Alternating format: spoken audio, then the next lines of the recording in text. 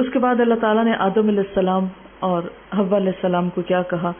جاؤ جنت میں رہو، جو چاہو کھاؤ، بس اس درخت کے پاس نہ آنا ورنہ ظالم شمار ہوگے۔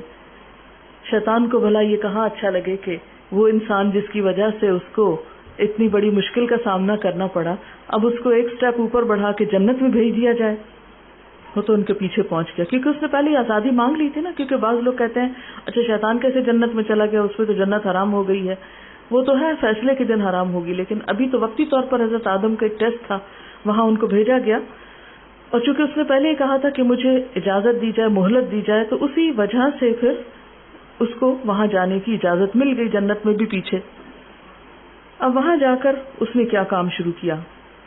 اللہ تعالیٰ نے منع کیا تھا ایک درخت کا پھل نہیں کھانا، سب کچھ تمہارے لیے، بس ایک کے پاس نہیں آنا۔ شیطان نے کہا یہ تو میں اسے کرنے نہیں دوں گا، اسی ایک کے پاس لا کر چھوڑوں گا۔ اب آپ دیکھیں طریقہ کیا اختیار کرتے ہیں۔ نمبر 1، فوسوس لہم الشیطان، شیطان نے ان کے دل میں وسوسے ڈالنے شروع کی۔ وسوسہ کیا ہوتا ہے؟ خفیہ خیال ہوتا ہے۔ وسوسہ اصل میں کہتے ہیں جب ہوا چلتی ہے نا تو پتوں کے اندر جو سرسراہٹ ہوتی ہے، وہ ہلکی ہلکی آواز جو ہوتی ہے ہوا کے گزرنے کی، اس کو وسوسہ کہتے ہیں۔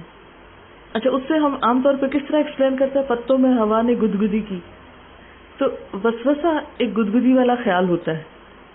جب کوئی برائی کرنے کو دل چاہتا ہے نا، تو جو ٹیمپٹیشن ہوتی ہے نا انسان کے اندر، انسان کہتا ہے آئیڈیا، ایک دم بیٹھے بیٹھے وہ مسکرا اٹھتا ہے اچھا یہ کریں گے، اور وہ غلط کام کا خیال آتا ہے، پھر ایک اچھا خیال آتا ہے اور انسان سوچتا ہے نہیں نہیں یہ نہیں کرنا چاہیے، کیونکہ اللہ تعالیٰ نے ہر انسان کے ساتھ فرشتے بھی لگائے ہوئے ہیں۔ مثلا آپ بیٹھے بیٹھے سوچتے ہیں میں فلاں کو مزہ چکھاؤں گی، فلاں کو یہ بات سنا کے چھوڑوں گی، فلاں کے ساتھ یہ کروں گی، پھر آپ کہتے ہیں ہاں ہاں میں یہ کر لوں گی، پھر آپ اپنے اندر بیٹھے بیٹھے کانفیڈینس پیدا کر رہے ہیں، اتنے میں پھر آپ اٹھ کے کوئی اور کام کرنے لگتے ہیں، تو پھر اللہ تعالیٰ کی طرف سے خیال آتا نہیں دیکھو ضمیر جاگتا ہے انسان، نہیں یہ کوئی اچھی بات تو نہیں، چلو چھوڑو کیا کرنا، پھر آپ تھوڑا سا اپنے منصوبے کو سلو کرتے ہیں کہ چلو چھوڑو کوئی بات، لیکن شیطان جانے نہیں دیتا، کہتے نہیں نہیں کرو، لوگ کہیں گے بزدل ہے اس لیے نہیں کر سکتے، پھر آپ کو پھر ضمیر جھنجھوڑتا ہے، حتیٰ کہ وہ ایک کشمکش چلتی ہے اندر۔ ایک وقت ایسا آتا ہے کہ جن لوگوں کے اندر نیکی کے لیے کنوکشن نہیں ہوتی یا اپنے اوپر کانفیڈنس نہیں ہوتا، وہ پھر شیطان کے جال میں آ جاتے ہیں اور وہی کرتے ہیں جو وہ چاہتا ہے۔ بہرحال یہاں بھی کیا ہوا، شیطان نے وسوسہ ڈالا، اور اس کا پلان کیا تھا کہ انسان کے لیے جو اللہ نے جنت کا شاہی لباس اسے پہنایا تھا وہ اتروا دے اور اس کو ننگا کر دے، کیونکہ 2 دفعہ یہاں پر آتا ہے کہ اس نے یہ پلان کیا کہ میں نے انسان کو ننگا کرنا ہے۔ ننگا کرنے کا پلان اس نے کیوں کیا؟ اس کی حیا ختم کرنے کے لیے، کیونکہ حدیث میں آتا ہے کہ حیا اور ایمان ساتھ ساتھ ہوتے ہیں، ایک نکلتا ہے تو دوسرا ساتھ چلا جاتا ہے، اگر حیا جاتا ہے تو ایمان ساتھ رخصت ہو جاتا ہے۔ حیا ایک ایسی چیز ہے جو انسان کو نیکی کے اوپر جمنے میں مدد دیتی ہے۔ انسان کہتا ہے اچھا فلاں نے بدتمیزی کی میں نہیں کر سکتا، مجھے تو شرم آتی ہے، لیکن شیطان کیا کہتا ہے تم میں تو گٹس ہی نہیں، تم میں تو کانفیڈنس ہی نہیں کہ تم کسی کو ایک بات ہی سنا سکو، سب تم کو بدھو بنا کے چلے جاتے ہیں۔ اب ایک شخص جو ہے وہ یہ سوچ کے اگر چپ رہتا ہے کہ اگر کسی نے مجھے گالی دی تو میں نہیں دے سکتا، مجھے تو بے شرم آتی، اس کو شیطان کیا بناتا ہے اس میں کیا شرم کی بات ہے، سب گالیاں دے رہے ہیں تم کوئی نہیں گالی دو گے۔ اس طرح وہ برائی اس کے سامنے برائی نہیں چھوڑتا، تو اس نے کیا پلان کیا کہ میں انسان کا حیا نکلوا دوں۔ پھر جب انسان متنبہ ہوا کہ نہیں اللہ تعالیٰ نے اس درخت سے روکا ہے، مجھے نہیں یہ پھل کھانا، تو اب کیا ہوا، ان سے بات کرنے کو آ نکلا اور وقال کہنے لگا، یعنی پہلے خیال پھر اب بات۔ اب یہ بات کس طرح کرتا ہے شیطان ہم سے؟ ہوتا یہ ہے کہ شیطان کسی دوسرے انسان کے ذریعے ہم سے بات کرتا ہے، جیسے سورۃ الناس میں بھی آتا ہے نا، من شر الوسواس الخناس الذی یوسوس فی صدور الناس من الجنۃ والناس۔ یہ وسوسے انسان بھی ڈالتے ہیں اور جن بھی ڈالتے ہیں، یعنی شیطان اور انسان دونوں۔ اب ہوتا یہ ہے کہ مثلا ہمارے دل میں ایک برا خیال آئے تو کیا حکم ہے، لا یحب اللہ الجہر بالسوء من القول الا من ظلم۔ اللہ تعالیٰ کو یہ بات پسند نہیں کہ کوئی بری باتیں اپنے منہ سے نکالے، مگر یہ کہ جس پہ ظلم ہو تو مظلوم کو اجازت ہے کہ اپنی داستان ظلم سنا سکتا ہے، ادروائز اللہ تعالیٰ کو جو فحش کی اور منکر کی اور برائی کی اشاعت ہے وہ سخت ناپسند ہے، یہ بد اخلاقی میں شمار ہوتا ہے انسان اپنی زبان سے بری باتیں نکالے۔ اب کیا ہوتا ہے، شیطان کسی اور انسان کے پاس آتا ہے اور کہتا ہے جاؤ تم اس کو سمجھاؤ، یہ اس کام میں جھجک نہ کرے، اب وہ دوسروں کے ذریعے مشورے دلواتا ہے. لہٰذا انسان سوچتا ہے او یہ خیال تو میرے دل میں بھی آیا تھا اور یہ بھی آ کے مجھے یہی کہہ رہا ہے، اس کا مطلب یہ ٹھیک ہوگا. عام طور پر جب تک خیال اپنے دل تک رہتا ہے نا تو انسان برائی سے بچ جاتا ہے، لیکن جب وہی چیز کوئی دوسرا انسان آ کے کرتا ہے تو نتیجہ کیا ہوتا ہے؟ انسان پھسل جاتا ہے. وہ انسان کہتا ہے لوگ سب یہی کہتے ہیں، اس کا مطلب یہی ٹھیک ہے. پھر وہ بھول جاتا ہے کہ اللہ تعالیٰ کیا کہتے ہیں، کیونکہ عموماً ہم کس کو دیکھتے ہیں؟ میجورٹی کو دیکھتے ہیں. میجورٹی کیا کہہ رہی، میجورٹی کیا کھا رہی، میجورٹی کیا کر رہی. ہمارے عام طور پر ٹرینڈز کدھر کو جاتے ہیں؟ جدھر لوگ جاتے ہیں. ہم کیا پہنتے ہیں؟ جو لوگ پہنتے ہیں. ہم کس طرح کا رہن سہن اختیار کرتے ہیں؟ جو لوگوں کو پسند ہوتا ہے. لہذا یہاں پر وقال اب آ گیا دوسرے کی شکل میں، ما نہاکما ربکما عن ہذہ الشجرہ، تمہارے رب نے تمہیں اس درخت سے نہیں روکا، الا ان تکونا ملکین، مگر یہ کہ تم فرشتے نہ بن جاؤ، او تکونا من الخالدین، یا تم ہمیشہ رہنے والوں میں سے نہ ہو جاؤ. یہ تو اصل بات یہ ہے کہ چونکہ پھل کھانے سے لوگ فرشتے بن جاتے ہیں، اس لیے تمہیں منع کر دیا گیا کہ تم کہیں فرشتے نہ بن جاؤ. اس پر بھی انہیں کوئی اتنی سمجھ نہ آئی بات، تو تیسرا درجہ وقاسمہما، قسمیں کھانے لگا ان کے سامنے. اب تو بات اور پکی ہو گئی. انی لکما لمن الناصحین، خدا کی قسم میں تمہارا بڑا خیر خواہ ہوں، مجھ جیسا ہمدرد تو تمہارا ہے ہی نہیں. تو بہت سے شیطان جو انسانوں کے روپ میں ہمارے پاس آتے ہیں، بعض اوقات قسمیں کھا کھا کر ہمیں اپنی بھلائی کا یقین دلاتے ہیں، اور جب ہم غلط کام کر لیتے ہیں تو وہ اپنی قسمیں بھول جاتے ہیں. اب مثلاً آپ دیکھیں اس کی عام مثال کیا ہے. جیسے عموماً لڑکا لڑکی آپس میں ایک دوسرے کے ساتھ وفادار رہنے کی قسمیں کھاتے ہیں. بہت سے لڑکے لڑکیوں کو بھگانے کے لیے گھروں سے کیا کرتے ہیں؟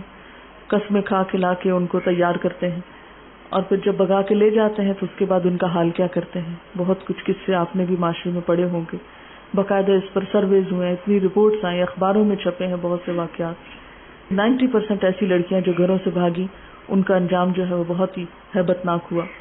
لیکن کون سی ایسی قوت ہوتی، کبھی سوچے نا انسان کہ جس ماں نے پیدا کیا اس کی بات سمجھ نہیں آ رہی، جس بات نے پالا پوسا اس کی بات سمجھ نہیں آ رہی، رشتہ دار اب اس کو منت سماجت کر رہے ہیں کہ دیکھو تم غلط کام نہیں کرو.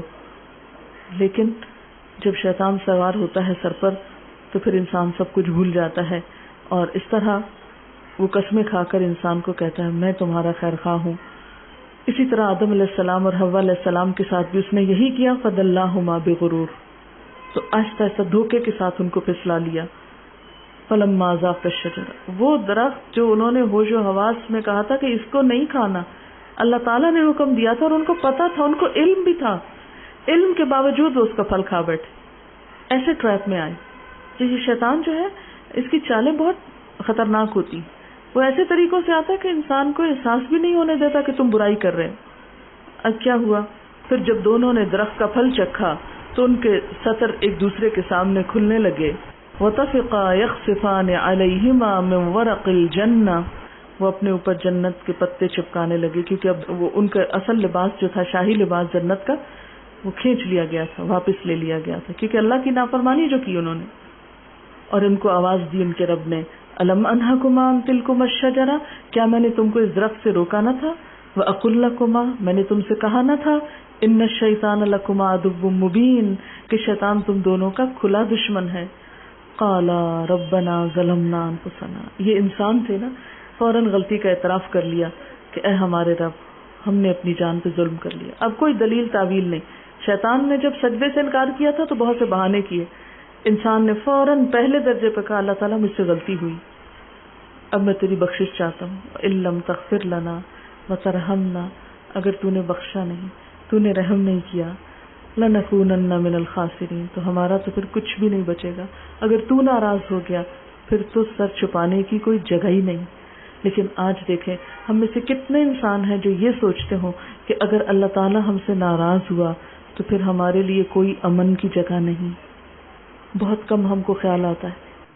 بہرحال معافی تو ہو گئی، لیکن قال اهبطوا بعضكم لبعض عدو، فرمایا اب اتر جاؤ یہاں سے، تم میں سے بعض کے دشمن ہوں گے، یعنی شیطان انسان کا اور انسان شیطان کا. وَلَكُمْ فِي الْأَرْضِ مُسْتَقَرٌّ، اور تمہارے لیے زمین میں مستقر ہے، خاص مدت تک رہنا ہے، قرار کی جگہ ہے. وَمَتَاعٌ، اور فائدہ اٹھانا ہے، إِلَىٰ حِينٍ، ایک وقت تک. قال فیہا تحیون وفیہا تموتون ومنہا تخرجون، فرمایا اسی میں تم زندہ رہو گے، اسی میں تم مرو گے، اسی سے پھر نکالے جاؤ گے۔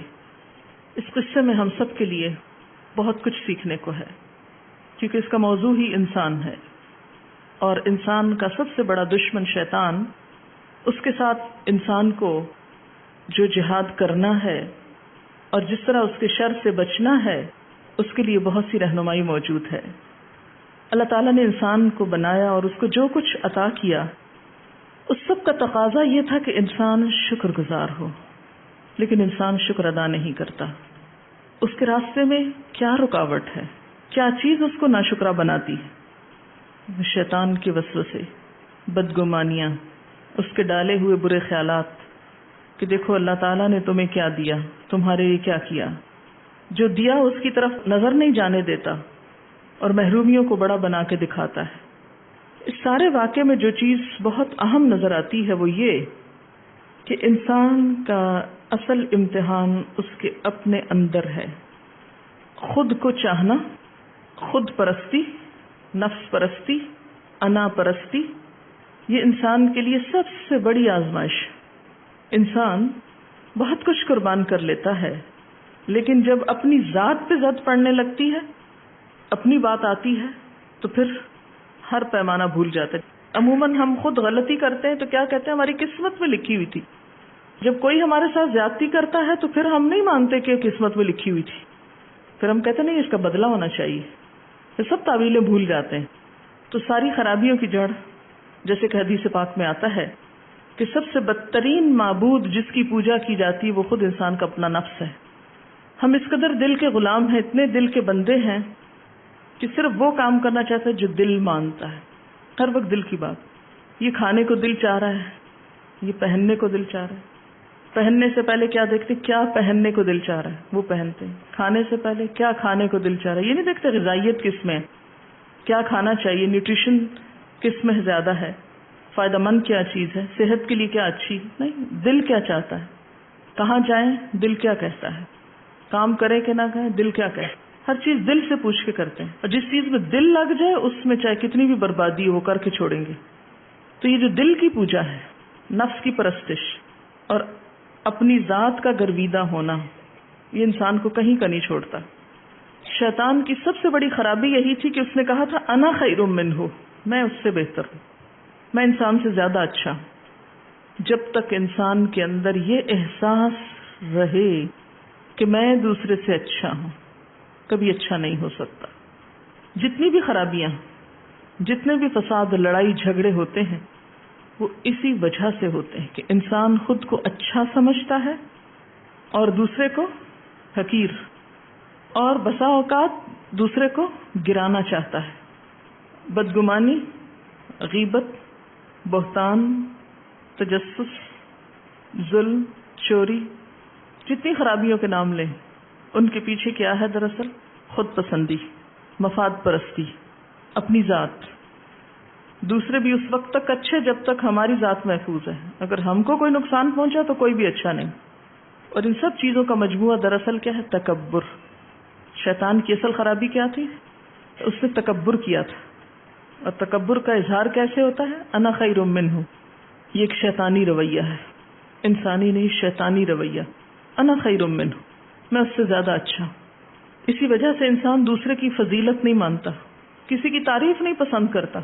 آپ نے دیکھا ہوگا کہ بعض اوقات کوئی شخص کسی کی تعریف کرے تو عموماً لوگ فوراً کاٹ دیتے، نہیں نہیں تمہیں کیا پتا کہ اس کے پیچھے کیا ہے، آگے بڑھنے نہیں دیتے۔ آپ کسی کی تعریف کر کے تو دیکھیں، کبھی تجربے کے طور پہ کریں، ذرا جا کے کہیں بھی کسی کی، پھر دیکھیں لوگوں کا ریئیکشن کیا ہوتا ہے۔ دو تین طرح کے ریئیکشن ہوتے ہیں، یا تو یہ فوراً اس کی کاٹ ہو جاتی ہے، آپ کسی کی تعریف کریں، دوسرا فوراً کوئی ایسی بات نکال کے لائے گا جس سے اس کی صفائی ہو جائے۔ ایک طریقہ کیا ہوتا ہے کہ اس موقع پر لوگ اپنا دفاع کرنے لگتے ہیں، اپنی کہانی بیان کرنے لگتے ہیں، اپنی خوبیاں سنانے لگتے ہیں، حالانکہ کسی نے ان کو پوچھا نہیں ہوتا۔ کسی کی تعریف کرنے کا مطلب یہ نہیں کہ دوسرے کی ذلت چاہنا یا دوسرے کو خراب کرنا، ایسا نہیں ہوتا۔ لیکن بے وجہ میں لوگ کانشیس ہو جاتے ہیں کہ ہاں اگر فلاں کی تعریف ہو گئی تو کیا ہوگا، اس کا مطلب یہ کہ ہماری بد تعریفی، کسی کا اوپر اٹھنا ان کے خیال میں اپنا نیچے جانا ہے، حالانکہ کسی کو بھی جو کچھ ملتا ہے وہ دراصل اللہ کی تقسیم ہوتی ہے، اللہ کی تقسیم، اللہ کا فیصلہ۔ ہم سب ذرا اس بات پہ غور کریں کہ میرے اور آپ کے پاس جو کچھ ہے وہ کہاں سے آیا؟ اللہ سے آیا نا۔ اس لیے کسی کو یہ کہنے کا بھی حق نہیں انا خیر منہ، آپ کا کیا کمال، اللہ نے دیا آپ کو۔ اور اسی طرح کسی دوسرے کو بھی حق نہیں کہ وہ کسی کی نعمت کے اعتراف کی بجائے اسے ذلیل کرے اور اس موقع پر اسے ڈیگریڈ کر کے خود کو بہتر ثابت کرنے کی کوشش کرے، یا اپنی کمزوری اور کوتاہی کی دلیلیں، تعویلیں اور حجتیں لائے کہ یہ وجہ ہے کہ میں یہ کام نہیں کر سکا۔ نہیں، کسی کو اللہ نے دیا، مثلا کسی کو شکل و صورت دی، تعریف کرنے میں کیا حرج ہے؟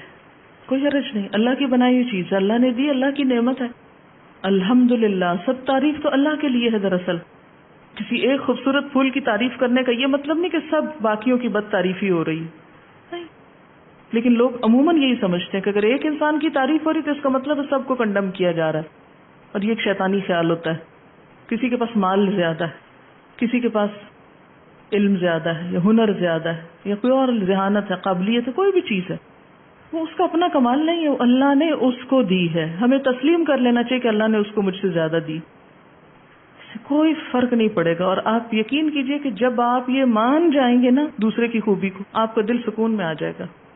اطمینان حاصل کرنے کا سب سے بڑا ذریعہ، جب تک ہم دوسرے کی بڑائی مانتے نہیں نا، ہم بے وجہ میں کشمکش، پریشانی اور ایک اندر کی اذیت کا شکار رہتے ہیں، اور اس اذیت کا نام حسد ہے۔ شیطان کو حسد ہوا تھا انسان سے، اور انسان کو اس نے نقصان پہنچانا چاہا، بیڑا غرق اپنا کروا لیا، خود ذلیل ہو گیا۔ اور ہر حاسد کا انجام یہی ہوتا ہے جو شیطان کا ہوا۔ امن سے جینے کا راز کیا ہے؟ ہم سے بہتر کوئی کسی بھی، اور آپ دیکھیں کہ ہر شخص میں آپ سے بڑھ کر کوئی خوبی ہوگی، سب کی آزمائش ہو رہی ہے اصل میں، تو جس کو جو ملا اس کا امتحان ہے اس میں، کہ وہ پا کر اب رب کا شکر گزار کتنا ہوتا ہے، اطاعت گزار کتنا ہوتا ہے۔ سب کا امتحان ہے، پانے والوں کو بھی بھولنے کی کوئی گنجائش نہیں، اللہ کا امتحان ہے ان پر بھی کہ وہ پا کر کیا کرتے ہیں، اور آپ کا امتحان کیا ہے، آپ دیکھ کر کیا کرتے ہیں۔ پانے والے پا کر پھول رہے ہیں اور دیکھنے والے دیکھ کے جل رہے ہیں، دونوں ہی مارے جا رہے ہیں۔ جب کبھی کسی کی خوبی سے حسد ہونے لگے، فوراً سوچے اللہ نے مجھے کیا صلاحیت دی، میرے پلس پوائنٹ کیا ہے، مجھے کیا نعمت ملی، الحمدللہ یہ بھی ہے، یہ بھی ہے، یہ بھی ہے، کیا ہوا اگر وہ نہیں، جو ہے اس پہ تو شکر گزار ہو جاؤں۔ لیکن مشکل کیا ہے، یہ سارا فساد ہی ابھرتا ہے اس سے، قلیلا ما تشکرون، ناشکرے پن سے۔ جو ہے اس کا احساس ہی نہیں، وہ نظر ہی نہیں آتا، اتنے ناشکرے، اس کا ذکر ہی کہیں نہیں، بس نظر کیا آتا ہے کہ فلاں اس موقع پر اس جگہ مجھ سے آگے کیوں نکل گیا۔ یہی شیطانی رویہ ہے، اور جو شخص اس رویے کا شکار ہوتا ہے وہ کبھی بھی امن سکون نہیں پا سکتا۔ پھر اس کے بعد شیطانی رویہ کیا ہے؟ اپنی غلطی کا الزام دوسرے کو دینا، فَبِمَا أَغْوَيْتَنِي، کوئی کام خراب ہو ہمیشہ دوسروں کی غلطی تلاش کرنا اور اپنی بھول جانا، تم یہ نہ کرتی تو میں یہ نہ کرتی، کچھ ٹوٹ گیا تو الزام کسی اور پہ، یہ نکالا ہی کیوں تھا۔ یہ ایک شیطانی رویہ ہے، اپنے نقصان، غلطی کا ذمہ دار دوسرے کو کر دینا، اور پھر انسان کا اپنے آپ کو نیک سمجھتے ہوئے محفوظ سمجھنا کہ نہیں مجھے تو شیطان نہیں بہکا سکتا، میں تو بہت اوپر اٹھ گیا ہوں شیطان کے وسوسوں سے۔ جنت اپنی ساری وسعتوں کے ساتھ حضرت آدم علیہ السلام اور ان کی بیوی کے لیے کھلی ہوئی تھی، اس میں طرح طرح کی چیزیں تھیں جن کو جس آزادی سے چاہتے استعمال کرتے، لیکن صرف ایک چیز سے روکا گیا تھا، صرف ایک، اور شیطان نے اسی ایک کو ان کے لیے حلال کر دیا۔ اگر ہم دیکھیں تو دنیا میں کتنی حلال چیزیں ہمارے، اس میں سب نباتات حلال ہیں۔ حضرت آدم کے لیے درخت حرام کیا گیا تھا، ہمارے تو کوئی درخت بھی حرام نہیں، صرف جانوروں میں چند چیزیں ہیں یا کچھ اور جو حرام ہیں۔ لیکن انسان کا حال دیکھیں کہ سارے حلال کو چھوڑ کر شیطان اس کو کیا سکھاتا ہے کہ صحت بنانا چاہتے ہو، سکون چاہتے ہو تو شراب پیو۔ یہ وسوسہ ہے نا شیطان کا، تلقین ہے۔ پھر اسی طرح اور ان کو کیا سجھایا کہ ابدیت کا راز ہے اس درخت کا پھل کھانا، اس کو کھا کر کیا ہوگا، ہمیشہ رہو گے. کسی نے لکھا ہے کہ ایران میں ایک درخت ہے جس کی چھال کھانے سے اولاد ہوتی ہے. لوگوں نے چھال کھا کھا کر درخت ختم کر دیا ہے. اب زمین سے کھود کر ہی ملتی ہے. کسی شخص نے یہ دینے کے لیے کسی کو منگوائی. جب دینے کو نکالی تو باتوں میں بھول کر خود کھا گئی. ابھی بھی وہ جڑ والا بچہ جو ہے وہ موجود ہے. ڈاکٹر اس معجزے پہ حیران ہے کیونکہ انہوں نے اپنا آپریشن کروا لیا تھا. اب یہ دیکھیں کہ اس طرح کی کئی آزمائشیں انسانوں کے ساتھ موجود ہوتی ہیں کہ کسی خاص چیز کے بارے میں انسان کا یہ عقیدہ بن جاتا ہے کہ یہاں سے صحت ہوگی، یہاں سے اولاد ملے گی. دوا کے طور پر کسی بھی چیز کو کھانے میں حرج نہیں. ہو سکتا ہے کیمیکلی اس کو انالائز کریں تو اس کے اندر کوئی ایسی غذائیت موجود ہو جو انسان کے اندر یہ اولاد پیدا کرنے کی صلاحیت پیدا کر دے. لیکن یہ سمجھنا کہ درخت سے پیدا ہوتا ہے کوئی یا درخت کھانے سے، تو یہ ایک شیطانی وسوسہ ہے. آپ دیکھیں کہ شیطان جب انسان کو حرام کھلانا چاہتا ہے تو اس کو کیا سکھاتا ہے؟ اس کو ساری اچھی اچھی غذاؤں سے محروم کر کے حرام کی طرف لے جاتا ہے. مثلا کسی ملک میں ہزاروں مرد کام کرنے والے پڑھے لکھے گھروں میں بیکار بیٹھے ہوں تو ان کو یہ خیال دلاتا ہے کہ جب تک عورت گھر سے باہر کام نہیں کرے گی تمہاری ترقی نہیں ہوگی. آج کل یہ بات کس قدر عام ہے اور اندھا دھند دہرائی جا رہی ہے کہ اگر ملک کی ترقی چاہتے ہو تو پھر عورتوں کو کام کرنا پڑے گا. کام سے اللہ نے روکا نہیں، کام کریں آپ. بیکاری اللہ کو پسند نہیں ہے. لیکن سوال یہ پیدا ہوتا ہے جب بھی کوئی ایسی بات کرتا ہے تو ہمیشہ میں یہ سوچتی ہوں کہ کیا اس ملک کے سارے مرد کام کرنا شروع ہو گئے کہ ان کی اب کمی ہو گئی ہے تو عورتوں کو گھسیٹا جا رہا ہے؟ نہیں. اور آپ نے دیکھا ہوگا کہ بسا اوقات عورتیں کام کر رہی ہوتی ہیں اور مرد گھر میں آرام کر رہے ہوتے ہیں، نشہ کر رہے ہوتے ہیں، اور جو کچھ بیچاری کھانے پینے کو کما کے لے جاتی ہیں وہ اس سے بھی وہ چھین کے غلط کام اس سے کرتے ہیں. یاد رکھیں کہ بنیادی طور پر عورت کی صلاحیت اور اہلیت کے ساتھ کام کرنے کی میں مخالف نہیں ہوں کہ اگر ایک عورت قابل ہے یا اس کے اندر اہلیت ہے یا وہ اپنی بنیادی ذمہ داریوں سے فارغ ہے، کام کرے. صحابیات میں مثالیں ملتی ہیں کام کی. کام کرنا منع نہیں، لیکن یہ نعرہ غلط ہے کہ جب تک عورت کام نہیں کرے گی اس وقت تک ترقی نہیں ہو سکتی. اب دیکھیں کہ ایک عورت جب کام کرتی ہے کسی بھی ادارے میں، مثلا عورتوں نے اور مردوں دونوں نے اپلائی کیا، عورت کو سلیکٹ کر لیا گیا، مردوں کو ریجیکٹ کر دیا گیا. مثلا ایک کیس ہے جس میں شوہر اور بیوی دونوں نے اپلائی کیا کہ اس میں بیوی کی سلیکشن ہو گئی اور شوہر ریجیکٹ قرار دیا گیا. اب کیا ہو رہا ہے کہ بظاہر شیطان نے بہت خوشنما بنا دیا، بہت احساس عورت کو دلا دیا کہ وہ تو بہت قابل ہے اور اس کے مقابلے میں اس کا شوہر جو ہے وہ بہت ہی غیر اہم چیز ہے. اب عورت دوہری ذمہ داری اٹھا رہی ہے، کام پر بھی جاتی ہے، گھر کا بھی سارا کام کرتی ہے، بچہ بھی جنم دے رہی ہے، شوہر فارغ گھر میں بیٹھا ہے، احساس کمتری کا شکار ہے، کام نہ ملنے کی وجہ سے ڈپریشن کا شکار ہے. اس سارے کا وبال کس پہ پڑے گا؟ کس کا بھلا ہوا؟ اس میں عورت کی کیا بھلائی ہے؟ کچھ بھی نہیں. لیکن ہم خوش ہیں. یہ بالکل ایگزیکٹ یہ بات مجھے اس وقت سمجھ آئی کہ جب میرے سامنے ایک کیس آیا. ایک خاتون تھی بہت پڑھی لکھی، شوہر ان کا اتنا پڑھا لکھا نہیں تھا، ہائیلی ایجوکیٹڈ اور بہت اچھے عہدے پہ فائز. تو ایک دن انہوں نے ملنے کے لیے ٹائم لیا تو انہوں نے اپنا مسئلہ بتایا اور آنسوؤں سے رو رہی تھی کہ میں کام بھی کر کے آتی ہوں، گھر بھی چلاتی ہوں، بچے بھی پیدا کر رہی ہیں، سب کچھ میرے ذمہ پہ پڑ گیا ہے اور شوہر میرے کے پاس جاب نہیں ہے، لہذا اس کی ضرورت پوری نہیں کر سکتی، اس سے جھڑکیاں کھاتی ہوں، اسے جو احساس کمتری لگ گیا ہے اس کا وبال اور نزلہ بھی سب مجھ پہ گر رہا ہے. عورت اندر باہر دونوں طرف سے خوب پس رہی ہے. کہتی کہ کام چھوڑتی ہوں تو بچوں کو کون کھلائے، شوہر کے لیے کام ہے نہیں کوئی، مجھے بتائیں کہ میں کس طرح سانس لوں. اب دیکھیں نا، سب کچھ ایک کے اوپر پڑ گیا نا، اور جو دوسرے کو نہیں کام ملا اس کا بھی وبال اس پہ اور پڑ گیا، ایک اور مصیبت بھی. یہ کون سی آزادی ہے عورت کے لیے؟ یہ آزادی نہیں ہے، یہ عورت کے اوپر ظلم ہے، ظلم. اگر واقعی گھروں کا سکون چاہتے ہیں اور معاشرے میں خوشحالی چاہتے ہیں تو پہلے سب مردوں کو بھرتی کر لیں، اور جب وہ کم پڑ جائیں تو پھر اس کے بعد عورتوں کو بھی لے آئیں، کوئی حرج نہیں. لیکن ایک اوپن کمپٹیشن میں، اب مثلا میڈیکل کالجز میں کیا ہو رہا تھا کچھ سالوں سے کہ لڑکیاں محنتی ہوتی ہیں، اس میں کوئی شک نہیں، اکثریت سیٹیں اوپن میرٹ میں لڑکیاں لے جا رہی، لیکن رزلٹ کیا آ رہا ہے کہ میڈیکل کرنے کے باوجود بھی ایک بڑی تعداد پریکٹس نہیں کر رہی، کئی سالوں کی محنت بھی ضائع، حکومت کا پیسہ بھی ضائع، اور بے شمار علاقے ایسے کہ جہاں ڈاکٹرز نہیں، ہمارے اکثریت دیہاتی علاقوں میں ڈاکٹرز ہیں ہی نہیں۔ اب اگر جبرن ڈاکٹرز کو بھیجا جاتا ہے کہ جائیں کسی گاؤں میں رہیں، کسی ایسی آبادی میں رہیں، تو اس سے آپ دیکھیں کہ پھر عورت کتنی متاثر ہوتی۔ اگر اس کا شوہر ساتھ نہیں ہے اور اسے کسی گاؤں میں پوسٹ کر دیا گیا ہے تو اس کے بچوں کی تعلیم، اس کی اپنی صحت، اس کی باقی ضروریات، ان سب کا کیا ہوگا؟ تو جب ہم نے فطرت کے اصول میں مداخلت کی، یہ فطرت کا اصول توڑا نا ہم نے، اور شیطان نے توڑوایا یہ خوبصورت خیال دلا کے۔ شیطان کا اصل کام پتہ کیا کہ فَلَيُغَيِّرُنَّ خَلْقَ اللَّهِ، اللہ کی ساخت کو بدلیں گے۔ اللہ نے جس کو جس کام کے لیے پیدا کیا اس سے وہ چھڑوا کے کوئی اور کام لیں گے۔ اب آپ دیکھیں، عورت بیچاری تو مرد کا ہر کام کرتی ہے، لیکن مرد عورت کی ذمہ داری نہیں بانٹتا، وہ نہ بچے پیدا کرتا ہے۔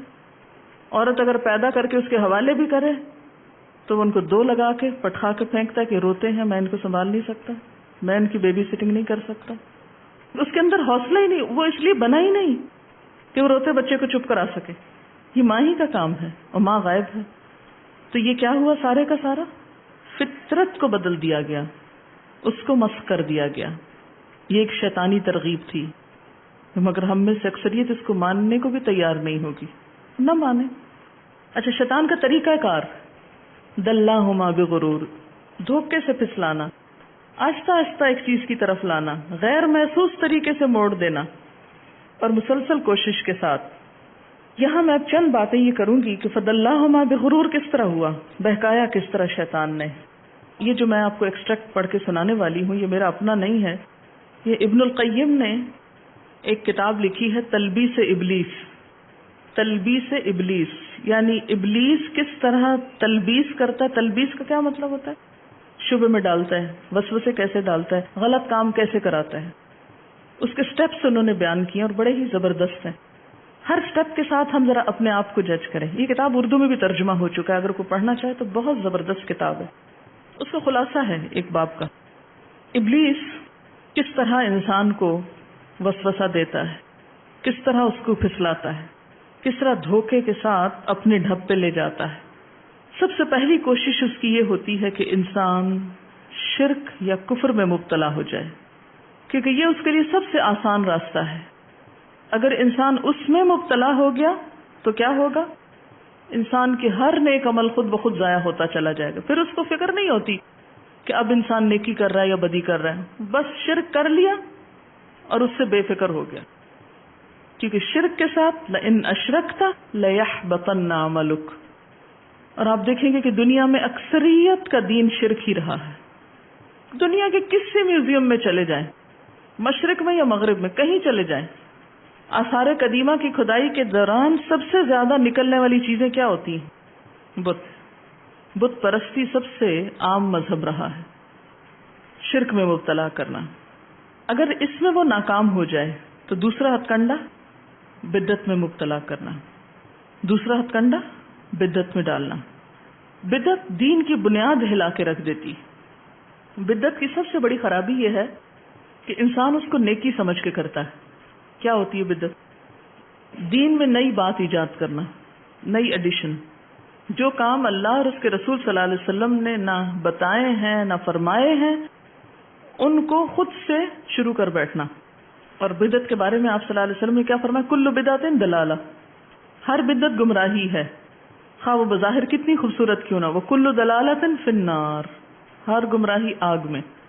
اب اگر کوئی شخص الحمدللہ شرک سے بھی بچ گیا، بدعت سے بھی بچ گیا، اور اس کے دل میں سنت کی بڑی محبت ہے اور غلط طریقوں کی نفرت ہے، تو تیسرا درجہ کبیرہ گناہوں میں مبتلا کرنا۔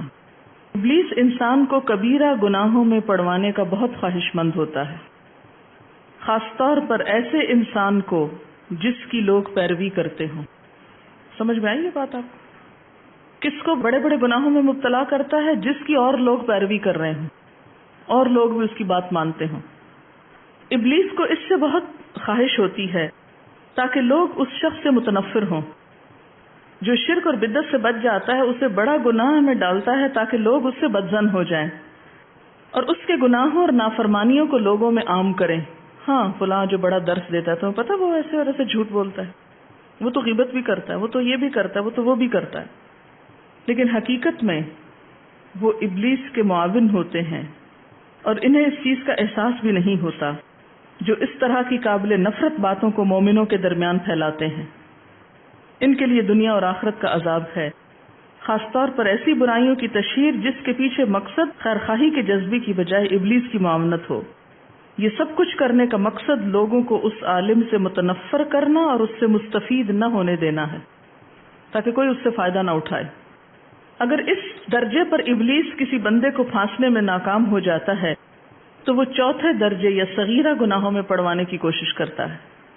یہ گناہ اکٹھے ہو کر آدمی کو ہلاک بھی کر سکتے ہیں، اسی لیے آپ صلی اللہ علیہ وسلم نے فرمایا چھوٹے گناہوں سے ہوشیار رہو، کیونکہ چھوٹے گناہوں کی مثال ایسے ہے جیسے کچھ لوگ صحرا میں جاتے ہیں۔ اس کے بعد آپ نے حدیث سنائی جس کا مفہوم کچھ یوں ہے کہ ان میں سے ہر ایک لکڑی کی چھوٹی سے چھڑی ڈنڈی اٹھا لاتا ہے اور اس سے وہ بہت بڑی آگ جلا لیتے ہیں۔ چھوٹے چھوٹے گناہ اکٹھے ہو کے بہت بڑی آگ بن جاتے ہیں۔ ایک شخص چھوٹے گناہوں کا معمولی خیال کر کے کرتا ہے یہاں تک کہ وہ ان کو بے ضرر سمجھنے لگتا ہے، ایسا انسان جو گناہ کبیرہ کا مرتکب ہوتا ہے وہ تو انجام سے ڈرتا ہے، لیکن یہ تو ڈرتا بھی نہیں کہ چھوٹا سا گناہ ہے۔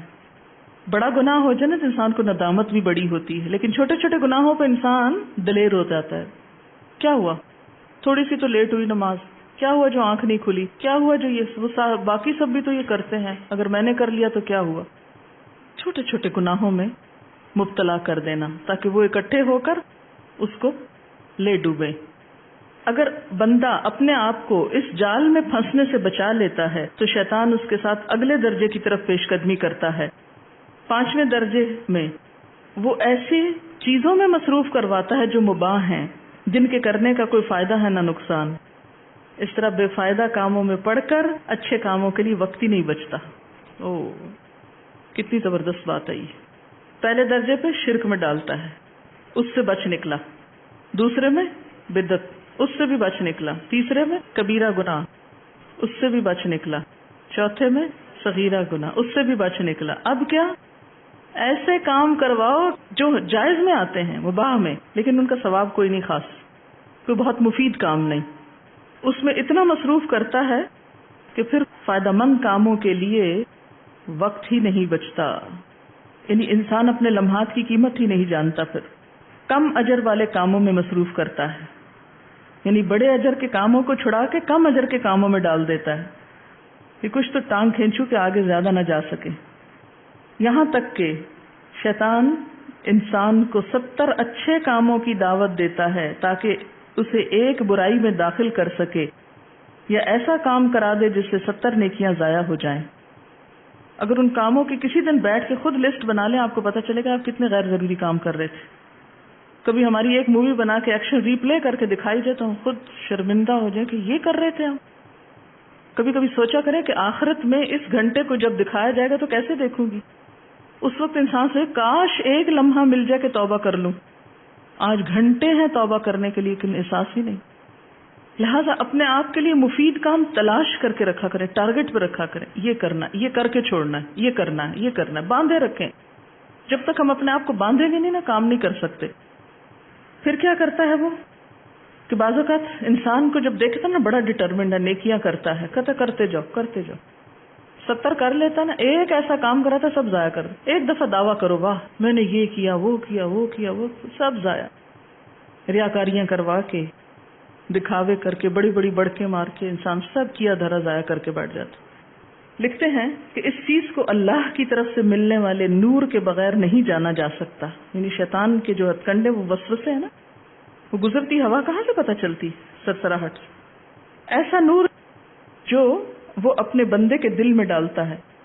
اس علم کا ذریعہ حضور صلی اللہ علیہ وسلم کی پیروی، اللہ کی شان کے مطابق کام کرنے کی کوشش، اس کے پسندیدہ کام، ایسے اعمال جن سے وہ خوش ہو جائے، ایسے کام جو بندے کے لیے زیادہ فائدہ مند ہو، ایسے کام جن میں اللہ کی طرف زیادہ رہنمائی ہو، اس کے رسول کا اتباع، کتاب اور اس کے صالحین بندوں کا راستہ ہے۔ کسی کے پاس بھی یہ علم نہیں سوائے اللہ کے رسول کے وارثوں، آپ کے ائمہ کرام اور زمین پر آپ کے جانشینوں کے۔ مزید یہ کہ زیادہ تر مخلوق اس سے مستفید نہیں ہوتی، وہ آواز ان کے دلوں تک نہیں پہنچتی، کیونکہ اللہ اپنے بندوں میں سے جس کو چاہتا ہے علم و حکمت عطا کرتا ہے۔ یعنی یہ باتیں علم و حکمت سے احساس ہونے لگتی، وہ ہے ہی نہیں۔ ہاں، ساری زندگی ہم کن کن شغل میں مصروف رہتے ہیں۔ اور آخری چیز، اگر بندہ ابلیس کے مذکورہ بالا تمام چنگلوں سے بچنے میں کامیاب ہو جاتا ہے، نہ شرک ہے، نہ بدعت ہے، نہ کبیرہ ہے، نہ صغیرہ ہے، اور نہ غیر مفید ہیں، بلکہ کیا ہے، بڑا ہی مفید کام کر رہا ہے انسان، بہت مفید کام کر رہا ہے، تو اب کیا ہوتا ہے؟ تو ایسے بندے پر وہ اپنے جنوں اور انسانوں کی ایک جماعت کو لگا دیتا ہے، اس کا پیچھا کرو، اب میں تو ہار گیا، تم سب مل کے اس کا پیچھا کرو، جو اسے مختلف قسم کے نقصانات پہنچانے کی کوشش کرتے ہیں، لوگوں کی نظروں میں اس کا اعتماد گرانا، اسے وائلنٹ اور دین میں نئی نئی باتیں نکالنے والا کہنا، اور لوگوں کو اس سے ہوشیار رہنے کے لیے کہنا۔ اس کا مقصد اس شخص کو کمزور کرنا اور اس کے دل کو پریشان کرنا ہوتا ہے۔ اس طرح کے ہتھ کنڈے استعمال کر کے ابلیس اس شخص کے خیالات الجھاتا اور پریشان کرتا ہے، اور لوگوں کو اس سے فائدہ نہیں اٹھانے دیتا۔ ظاہر ہے اگر روز آپ ایک نئی بات سن لیں، روز ڈپریشن میں پڑے ہوئے ہوں، آپ کہاں سے کوئی اچھا کام کر سکتے؟ آپ کا دل تو غم سے بھرا ہوا ہے، کیسے کوئی نیکی کی بات نکلے؟ تاہم ابلیس اس کے خلاف جھوٹ کے محافظوں، جنوں اور انسانوں کی سرتوڑ مدد کرتا ہے۔ اس طرح مومن موت تک جنگ کی حالت میں ہوتا ہے، جب کبھی وہ کمزور پڑتا ہے، اسے نقصان پہنچایا جاتا ہے یا قیدی بنا لیا جاتا ہے۔ اس طرح مومن جہاد کی حالت میں رہتا ہے یہاں تک کہ اللہ سے جا ملے۔ وآخر دعوانا ان الحمد للہ رب العالمین۔